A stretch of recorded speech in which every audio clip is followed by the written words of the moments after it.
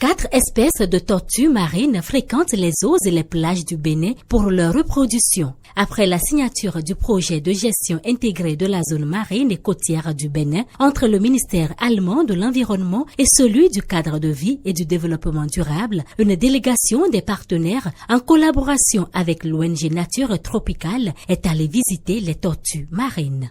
Nous avons la tortue luth qui est la plus grosse de toutes les tortues. Nous avons la tortue olivâtre. Elle aussi, elle vient ici pour pondre. Nous avons la tortue imbriquée et nous avons la tortue verte. Donc, principalement, la tortue luth et la tortue olivâtre sont fréquentes à la côte béninoise.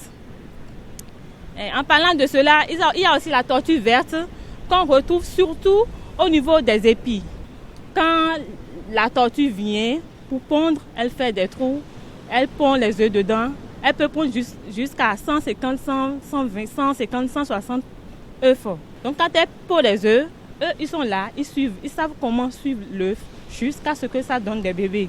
Donc quand ça donne des bébés, vous voyez par exemple, ils savent comment nourrir ça. Donc après un temps donné, le bébé, comment on dit, la petite tortue est capable maintenant de marcher pour aller dans la mer. Parce qu'on a constaté que quand la tortue, après l'éclosion, la majorité, 80% de ces espèces disparaissent, meurent. Donc on s'est dit quoi? Il vaut mieux qu'il y ait quelqu'un là pour suivre cela, pour sauvegarder ces espèces-là, pour les protéger. D'où l'importance des éco-gardes. Les tortues marines sont donc des espèces en danger, raison pour laquelle le Bénin a en outre ratifié la Convention d'Abidjan dont l'objectif principal est de contribuer à la préservation des écosystèmes marins et côtiers et celle des ressources marines dont les tortues marines. Des dispositions qui participent à une meilleure protection de ces espèces selon le point focal de cette convention au Bénin. Ce qu'on est venu voir aujourd'hui, c'est la preuve que le Bénin a pris des dispositions par rapport à la gestion des tortues marines. C'est le ministère de l'Environnement, la République fédérale d'Allemagne, qui a financé le projet avec le secrétariat de la Convention d'Abidjan, ONU Environnement. Donc, il y a eu signature entre le ministère du cadre de vie et la Convention d'Abidjan, Grida Rendal.